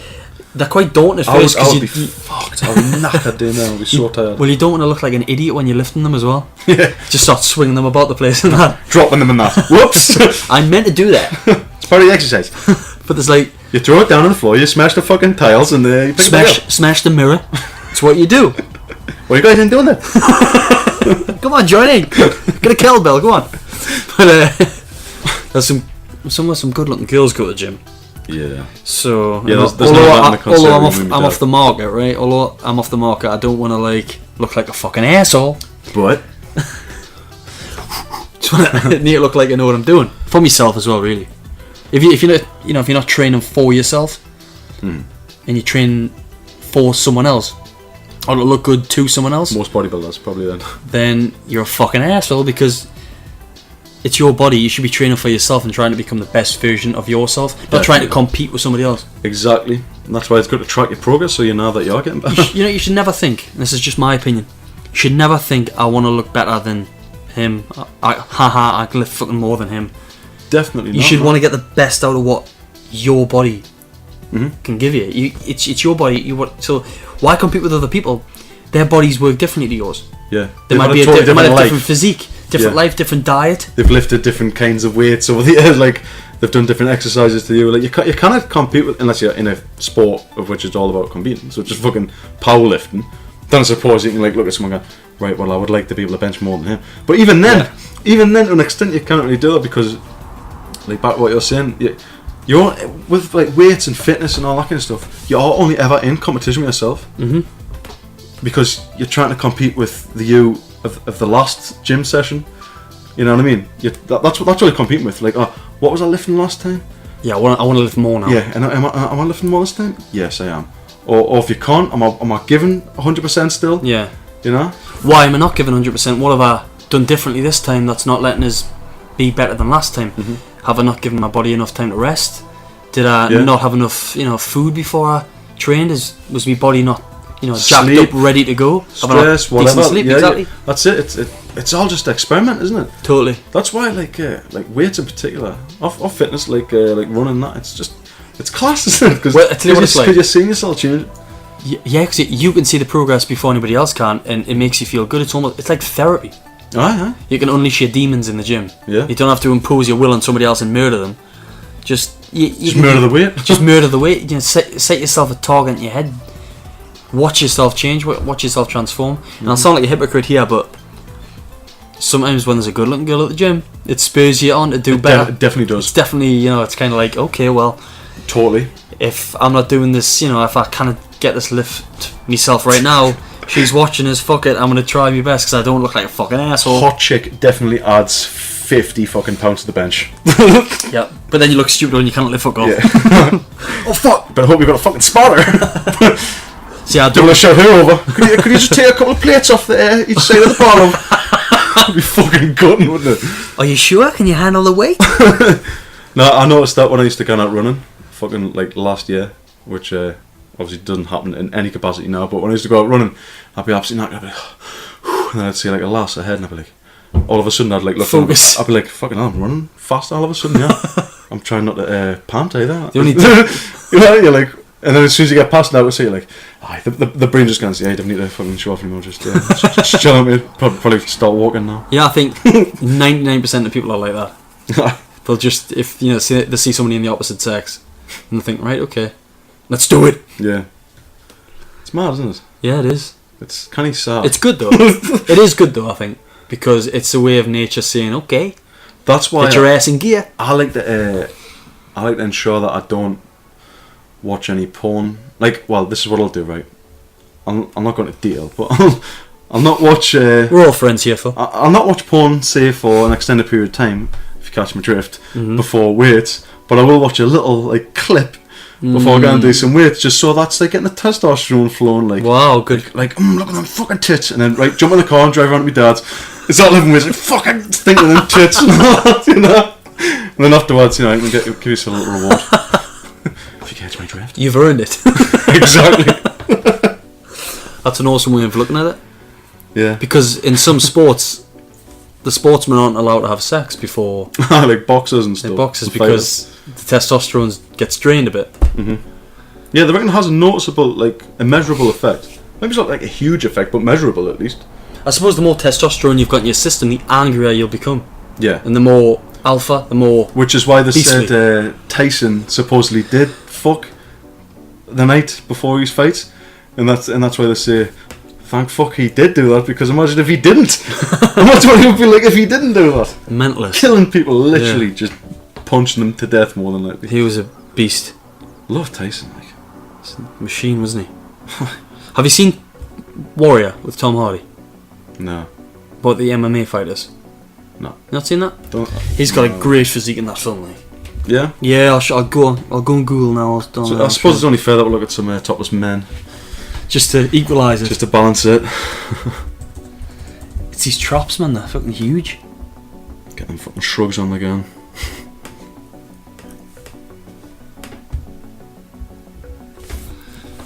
That looks a bit righty. Do you think? Not there, it doesn't. But it did. If his traps are like permanently, like no, just seen there. in the film, you just kind of, that's when he's like Oh, like flaring. Yeah. Oh, he's in good shape, him. Right? But when you watch the film, I mean, that's when you can really see, because when he's got a t-shirt on, you can see these massive traps, like a cobra sitting out the top of his t-shirt. That's why I'm looking forward to doing this bodybuilding cycle, like in you know, in about 10 weeks' time, just so I can do stuff like shrugs and that, and try and just add muscle, a bit of muscle to these areas that give you that like effect of being fucking huge. Like big traps definitely make you look jacked. You know, as the tries, I want bigger tries. Bigger you know? tries, that's what I'm aiming Totally for. want bigger tries. I genetically don't have like big biceps, like, but I feel like I could probably get the tries pumped, like, and that's something that I definitely want to work on. I think with my recent deadlifts I've been doing, I can really feel me triceps afterwards. Like the day after, like, obviously, because I'll do the deadlift and then when I come to the top I'll do a shrug. Aye. And I feel them today, like trained them yesterday, and that's what I want: big traps, big triceps. Does that pull and your big legs. triceps? See, sometimes the muscles that work on me are like the opposite of what you'd expect. Do you stretch? Well, I warm up with like lighter weight and then get to the working weight and stuff. Do you meditate with panpipes? Sometimes, but I'll have to be naked. Oh yeah, of course. But yeah, like I would feel that. Oh, where would I feel that? Well, in the normal area, the fucking hamstrings now. But I feel like a bench press. I always feel like my biceps. Like these days, even it's a fucking triceps and chest exercise. That's a problem for me when I'm doing a bench press, because I feel it in me like my shoulders. You're probably benching too high. Yeah. Where do you bring the bar down to? Well, try and bring it down to your nips. my nips. I bring it right down there. Like go for like more of like a powerlifting type move. Because if you have it like too, excuse me, if you have it too high up, it'll engage the shoulder a bit more. And it fucking knocks that when you bend. So I was doing that. I'm not. Is it? No, I'm Phil not. looks like a fucking an alien invader or something. Just benching from the nose. Yeah. No, but you know what I mean. Like, if you think, Oh yeah. Well, yeah. you want to get the fucking elbow flare. I think with me it's because my shoulders are kind of forward a bit. Yeah. And that's why I was doing more back exercises to try and bring them back. Obviously, the closer your shoulders, the more your shoulders roll in, the more the shoulder comes into play when doing a bench press. Mm-hmm. That was my problem. Yeah. So that's why I was doing like what do you call it, man? With a decline. I was doing a decline to try and bring the lower pecs up a bit. Decline bench, nice. Because obviously a lot of the time I was hammering the So tops. you want bigger chest? I'm not. Well, Because he had like a bigger chest, but I want want. incline for that. Did it? To really blast the chest. Have you ever done an incline bench press? It's funny as fuck. Like the first time I did it, I didn't realise that it was going to totally pull us forward. Strange. So I like lifted the weight, like unracked the weight and that, and I was like, why the fuck am I falling forward? I was like, what the fuck? Apparently flies aren't the best. What, for building the chest? Yeah. It's just like more of a movement. I've heard a lot of rumours that flies won't actually add a lot of mass to your chest. Aye. It could be bullshit. Then again, it could always depend on the person who's doing it as well. Somewhere down the line, they definitely do work the chest, but maybe there. Yeah. You know. You want to get inside the deep muscle of the chest, don't you? Yeah. I was very curls. Curls? They might. I don't know fucking chest exercise at all. But I tense my chest for a curl. As a sort of way of like keeping it, keeping yourself thin, like steady, yeah. Instead of like a lot of people like are swinging the weights up and totally cheating. I like to make sure it's definitely just my arms that are like lifting the weight on a curl. So I'll find that like I'm tensing my chest to bring up the weight. So I'm always like, yeah, this shouldn't be working my chest, but this is definitely a big chest exercise for me doing a curl. Just because you're getting that like tension on, squeezing the shit. Yeah. But yeah. Fucking hell, man. I'm trying to build up my legs. Because you're fucking squatting then. They're fucking skinny bitches. Skinny? Yeah. Mine are fat as hell at the minute. Tell you what, my arse is getting like super fat and tight. Like if you can imagine that, fat and tight from all the squats. Squatting 3 times a week. My arse is just a solid ball of just fat and muscle. It's large. I keep touching. I'm like, fucking hell, it's so firm compared to what it used to be. So, are you squatting? I haven't squat for a couple of weeks. I've mostly been doing deadlifts.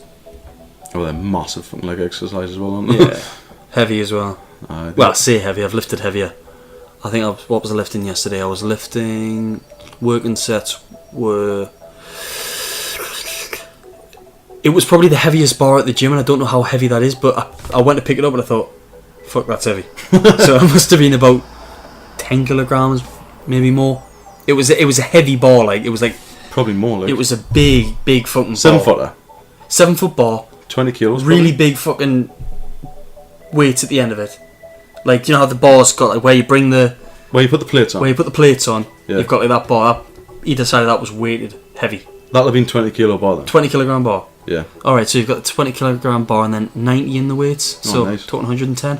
I'm sure I've lifted about 140 before. Yeah. But that was like... It's weird, isn't it? When you start like lifting like over the hundreds and stuff, because you're like, fuck, this is actually quite a bit of weight, yeah. It's a lot of weight, yeah. To pull up and that. And your grip, because your wrists are pretty fucking I've weak. got little, let me look at my wrists. Dude, fucking look at mine. I've got little baby's wrists. How cute is that? We've got our wrists together. Yeah, no.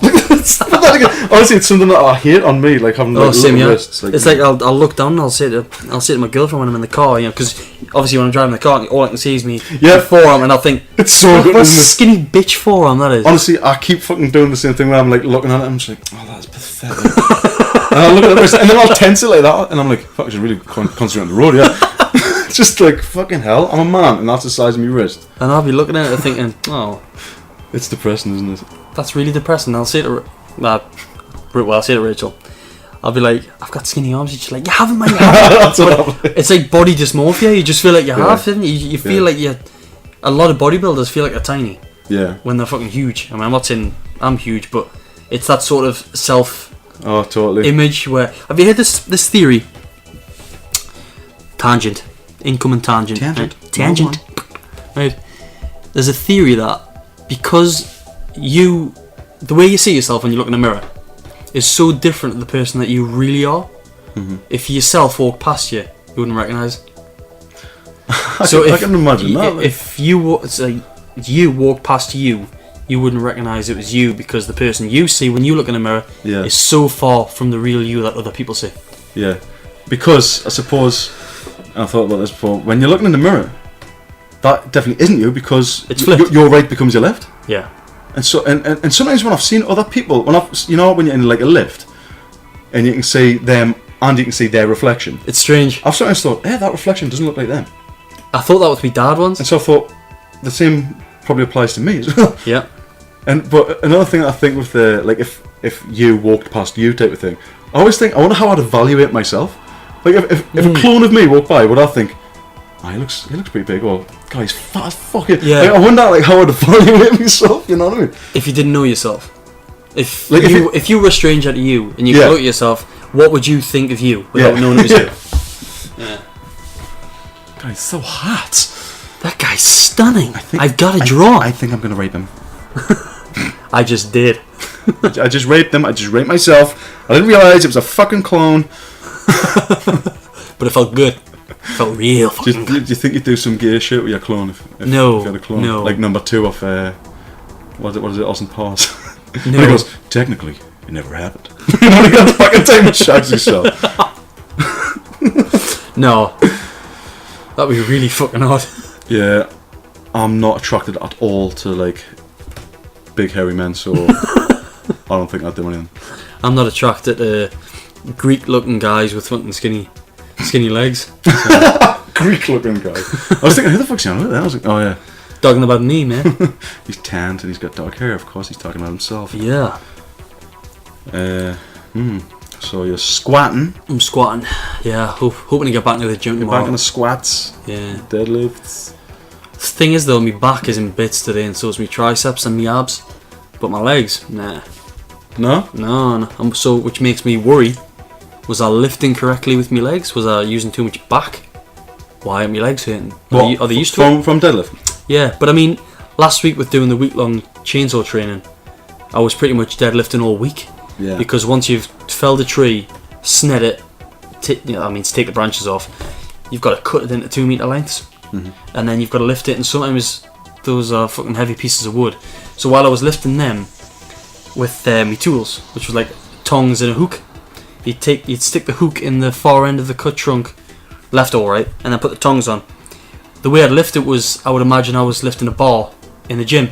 So, straight me back, straight down, and straight up. So I was aware of doing that whilst at work, which is kind of cool. Yeah. Sometimes they're really fucking heavy. That's the thing, I've noticed that with myself when I'm like lifting random shit. You're always getting into position. Yeah. It's like, right, just a straight back, head up, and lift. Do you know what I do in the gym, right? It's really fucking gay, right? I'll wiggle me bum to get myself into position. Oh, I'm like a fucking cat. That's got to be done. That. Just like make sure your body's in the perfect position and That's posture to get the best out the weights you can. fucking imperative. Otherwise, you're totally going to put your back in it. Like I just need some pills. I proper when I'm like squatting, I totally copy this guy called Eric Lillybridge. He's like one of the top powerlifters in the world, like one of the strongest guys out there. And I've seen loads of videos of him where he's like doing what you're saying, like wiggling his feet and stuff, getting in a position. And I'll spend loads of fucking time doing that when I'm warming up with like fucking 60 kilos or something like that. I'm just warming up and I'm like, right, get in position. I've got like chalk on my hands for like 16 minutes. Like, right, come on. Right, go. You can do it. Lift it. You fucker. Do it. Arnold Schwarzenegger, there was a guy. Well, there still is a guy still alive and kicking, He's but still with us. Yeah. he's still with us. Class, Arnie, like, any. Have you seen the What I love. documentary of them? What? Pumping Iron. Oh, yeah. That's a good documentary. Yeah. Some of it was set up, like, I was quite disappointed. Was it? About that. You know, the guy, that Katz guy, or what he was called, Mike Katz or something. He was like a gym teacher or something. Gym class teacher. And then there's the ginger one, who sort of like rips him in, like, takes his t-shirt during one of the contests and won't give him back and stuff. Or something. You remember that part? No. Well, either way, that like it was made as if like he was sort of bullying him, made out to be as if it was like that, but really they were pretty good friends, and that like the people that made the film sort of just set that up. Oh, fuck us. But like Again, deception. It's something. It's such a small level. It's ridiculous. Like what was the point? It would have been. Well, it appeared as if we had a ghost in the machine. Ghost in the machine. We lost power. Yeah. It stopped recording for some reason. But we're back now. We're back and we've got coffee. Yeah, we have got coffee. Fucking need it this time of night. I know. Shit. I feel I've got work in the morning. What are you doing to me, man? I'm not doing that to you, man. You're, Yeah. you're the asshole that went and Phil, spoiled that motherfucker. Phil, you're touching my dick. Okay, I'm touching your dick. Keep doing it. Esther. There's a lot of homosexual connotations to this It's weird. podcast. I've noticed that about lads in general, like other stuff that I listen to. Incredibly homo, Like sort of. the jokes are, haha, we're gay. Like why? In the back of the head, no, seriously, we're fucking gay. Yeah, they're all sitting there thinking, God, if only they really knew. If only they really knew that I wanked off them. Or maybe dicks taste delicious and we just don't know it yet. Yeah. Yeah, they might, mightn't they? Yeah. Doubt it, like, but... No, that way you never know. I don't want to know because if they do. Yeah, it's not something you can, like, tell anyone. Oh, yeah, dick tastes great. You know what I mean? You might know that, but that's going to have to be a secret forever if you're not gay. If you're gay, that's class. Like, yeah, dick tastes real cool. But if you're not gay, you kind of, like, say, oh, yeah, dick tastes really good. I don't do it. I tried it though. You could never admit that, could you? You could never say, It's still yes, like- I've sucked a cock. You could never ever come out with that. I think it'd be terrifying in equal parts. Eye-opening and terrifying would be to be a fly on the wall in a room full of girls who are all good friends and they're just having a conversation. The stuff they must share to each other. What about like their boyfriends and stuff? Their boyfriends, their sexual conquests, Yeah, I bet they get pretty fucking. their bodies, just everything. Yeah. They definitely share a lot of intimate details I amongst know each that. other. I mean, from the past experiences, I know that girls. If you're talking to a girl, you're not just talking to a girl. You're talking to all our friends. Yeah, definitely. You know what I mean? 'Cause- Something I absolutely hate about women, to be honest. Like I don't blame them for it. That's just the way they are. They're just designed to chat amongst each other, aren't they? And share information and talk, because it probably all comes from like, you're right, you've got to stay away from that guy because he's dangerous, right? That guy in the tribe over there, he's a dangerous guy. So that's probably why they like they share secrets about like guys and stuff like that. Whereas lads aren't like that at all, are they? No, like girls are incredibly competitive and bitchy with each other. And they could talk for ages about the same subject, like the same like boring shit. Whereas lads are just like, yep, she got a lush arse and she was a good fuck. The end. Next topic, weights champion. Yeah, Great. you have been overhead pressing. Oh wait, excellent what you girls. lifting? What you lifting? That's it. Lads are all about just like numbers and stuff like that. Stats, aren't they? Mm-hmm. Important, like mathematical shit. Yeah. You know, like even talking about a girl's body, like that's mathematical, like the dimensions of stuff. Now, Phil, let's not get back into the circumference of the nipple. The circumference of the nipple. Right? Shout out Josh and Ryan. Actually, I think we should give some shout outs. Shout outs indeed, yeah. I'd like to give a shout out to James Ledbetter. Yeah, Because- he's the man. Yeah, he's been sharing and he's been liking the stuff that we've been putting on Facebook. Yeah, he's an absolute legend, James. Like, And we appreciate that, James. yes, So- thank you, sir.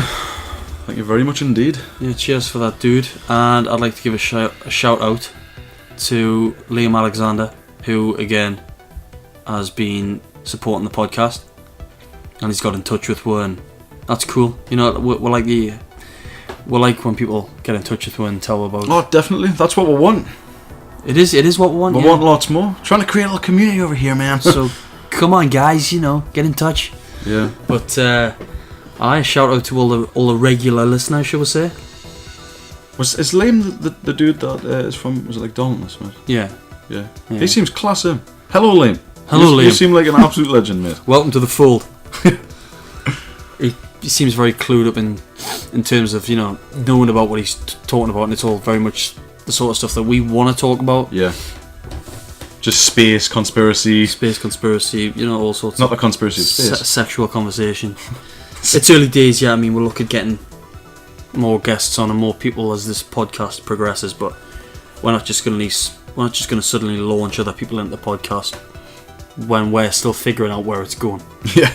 Do you know? That's it. We're just learning our trade. But we do want to get people on, whether it's, you know, somewhere down the line with Skype people, or we'll get people in here we're talking.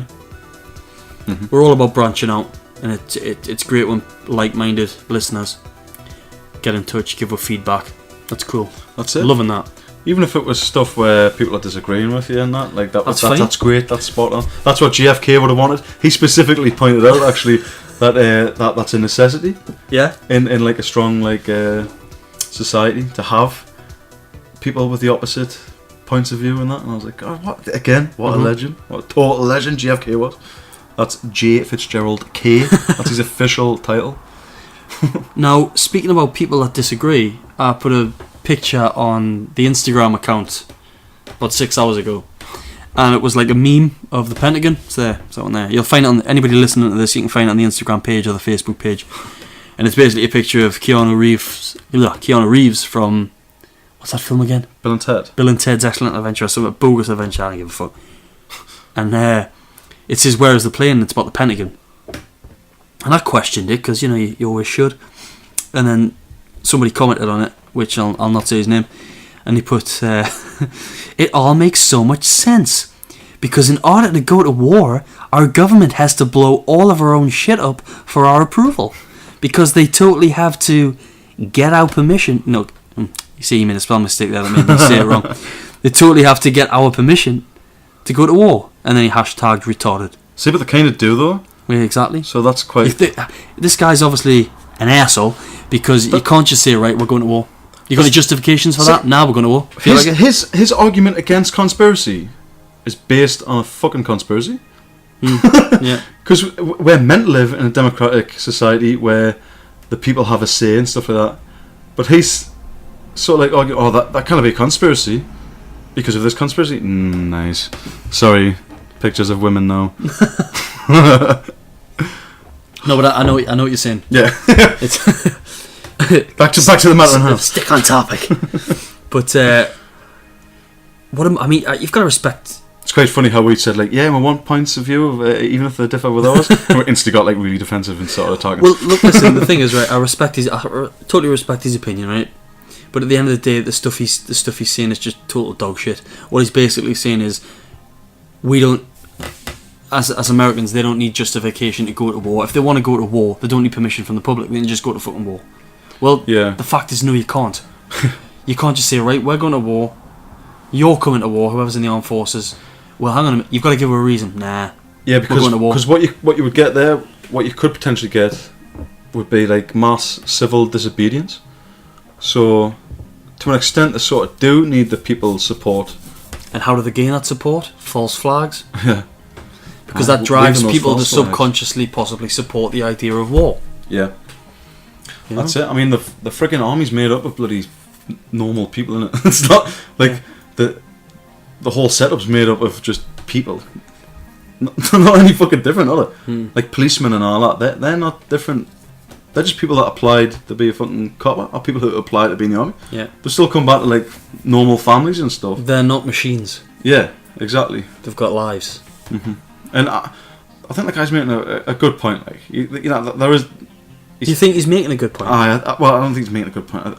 I think there's a lot of sort of like truth in what he's saying, but as a fucking conspiracy though, you know, like basically, yeah, they will to an extent do what the fuck they want, like the Patriot Act in America and stuff like that. Like, yeah, people probably weren't on board with that and probably wouldn't have went along with that, but they went ahead and did it anyway. Mm-hmm. Just sort of what he's saying. Like, yeah, if they want to do something, they'll do it anyway.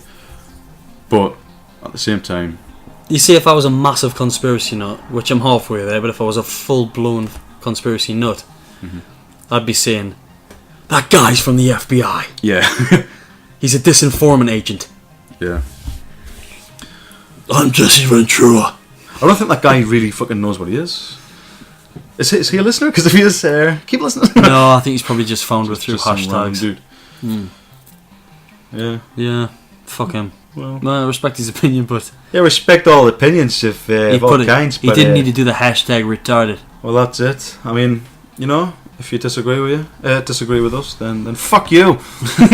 We welcome your opinions, but fuck you. Yeah, fuck you, man. It's hard, isn't it? Like, just naturally to accept somebody's opinion that like differs with yours, like just on a psychological level. Yeah. It's quite annoying, isn't it? That's why debates never work. You know, me and me. Because people don't listen to each other. If they're coming up with like an opposing view, they're not like They they don't. don't go, that was a really good point that you just made. Yeah. There was like they just have to be constantly on the attack. Exactly. What they do is they don't take in what the opponents just said. Mm-hmm. They're just waiting for their chance. They're waiting for their chance to fire their pre-planned thought that they're thinking of whilst the other person's talking. They're not taking in what they're saying. They're just like, well, this blah blah blah. Yeah. You know, they just fire it right back at them, and it just becomes like a game of verbal tennis. Yeah, it's just shit, knocking backwards and forwards. There's no fucking debate there. There's no. That's what I hate about discussion. politics. Oh, it's insane. It's like man. hardly ever will you hear one party like praising the other. Like, yeah, they were, I think they were bang on with that. Yeah, that was a good idea. Or even if they failed at something, like, well, it was a good idea, it just didn't happen to work. You know, they're always like, and you did this with the economy and all that. It's like, fucking hell, man. Sort yourself out. We're all part of the same country. Well, maybe not for much longer. Scotland has its way. What do you think about that? Alex Salmond, the Dark Lord of the Sith. Truthfully, mate, I couldn't give a shit. Just as I imagine most fucking Scots probably don't care. They're probably not even thinking in terms of like what ramifications it might have. I mean, I don't know really what effect it'll have on them. Well, I think they'll probably hit recession. Yeah. Oh well, yeah. The banks have threatened to pull out of Scotland, and it's. I think if they become their own country, Because if they just devolved into like Tribes. Mel Gibson style fucking. What's that called again? Braveheart. Braveheart. That's it. I think I've watched that one too many times. Alex Salmontage, I think he watched it before he goes to bed. Motherfucker. It's crazy. I mean, why separate? I mean, fair enough, yeah. We're not in the best condition at the minute in the United Kingdom, but none of the world is. The world's kind of totally fucked over at the minute. You separating from yourself might be good in the tiniest of short terms, but overall, I think they shoot themselves in the foot if they get it, because they keep saying they'll be the 14th richest country in the world if they break apart. Which is... It's a massive claim. Well, apparently it's true because of figures. But what, because most countries are massive debt? Yeah, but the thing is, how long will that last for? Because they're going to dip into a recession pretty much straight away if they do that. They need to make their own currency. They need to sort themselves out. I mean, I think it's going to be a nightmare if it happens to them. Class if they went to war with... If they're like, fuck, we need to... And we're on the border. We need to make some money, we need to go to war with England. I'll be up for that. I'll jump on their side, me, fuck it. We're pretty much Scottish, so... You just pick whichever side seems like it's going to win. Right, the Scots have got the upper hand. Yeah, let's just join forces then. Well, will that be a Phil? You can get away with it. Just put the accent on. Aye, that's right. Come here now. Sick of these English I'll bastards. kick your fucking ass. That's bullshit. Aye, Scotland. Those poor little guys up there. Now, on Facebook, we give a shout out to anybody who's had any ghostly experiences, didn't we? We did. So, this is an invitation. I extend the listen as an invitation. We're going to be recording a Halloween special in a few weeks' time. We've already toyed with the idea of possibly, going to Chillingham Castle in Northumberland and doing some recording from there and putting it into the special. But we want to get you guys who listen more involved. So, like we said on the Facebook, if anybody's got any ghost stories or had any sort of freaky fucking encounters or know anybody that has, get in touch, and then we'll mention your stories on air. And yeah. Well, as I said, just don't talk shit. Most people do seem to have some kind of like paranormal story that they've got, like whether it was them that experienced something or like a close family member. Yeah. You always find someone's got a fucking story somewhere down the line. Just chip in with it, man. Just fire it all away. Yeah. Just for the banter. Just for the banter, man. Because it's fascinating shit. Oh, it's But again, you know what it is? The paranormal stuff. It's just exactly the same as the bloody 9/11, JFK. It's always where question. I suppose there's some evidence to support paranormal activity, but there's not a lot. There's nothing conclusive. There's just not quite enough. I think that's why most people like turn to science as like their like what the fuck is the word I'm looking for? Their framework for like understanding the world, because it's the method that yields the results. Yeah. But it doesn't tell you everything, does it? It doesn't. So, I mean, I suppose believing in the supernatural, it's kind of like following a religion. It's a belief system, isn't it? Unless something happens to you. Mm-hmm. But then again, you've only got your word against other people's, and if you're talking to a non-believer, you're not going to convert them, because what they'll think is, oh well, you imagined what you wanted to happen.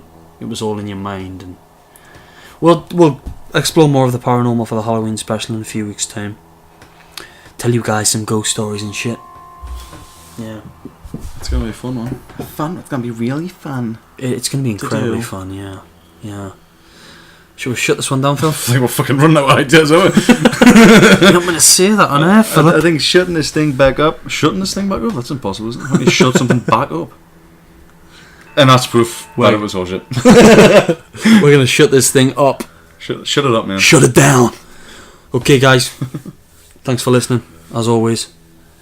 Subscribe on YouTube, SoundCloud. Follow us on Facebook, Twitter, Instagram. We are merging onto iTunes, I believe, any day now. That should happen. Well, that's interesting. Yeah. That's a big time, that, man. Yeah, it is. So, we could be on iTunes in the very short-term future. Just waiting for them to get in touch. Those assholes. So, take care of yourselves. Thanks for listening. We love you, as always. Tolerating our shit for... How long is this one? An hour and 45 minutes? Fucking hell. Yeah. Longest one so far, I think, isn't it? Yeah, it will be, yeah. Yeah. Oh my god. Okay, well, thank you very much for listening to us. They probably fell asleep we'll- listening to it anyway. Oh, there's Are you asleep? I can guarantee the only people listening to this part are me and you when we're listening to a book. That's probably true. No one is listening to this right now that isn't me or you. And if you are listening, tell us. Hi, Phil. Hi, David. Hey guys! Hey guys, you look incredibly sexy. Take them clothes off. Take them off now. Go on, just pull them down. Oh my god. Just pull down your pants. Beautiful. Quick. Okay, good night. It's David. It's Philip. Why did I say it's David? That's not my name. My name's David. David. It's David. It's David. It's David. It's two guys. We're totally rambling on like a bunch of fucking tossers. Let's kill it. Kill it. Let's shut it down, right? It's David. It's Phil. This has been Two Guys, One Garage. Sleep tight, you motherfuckers. Good night.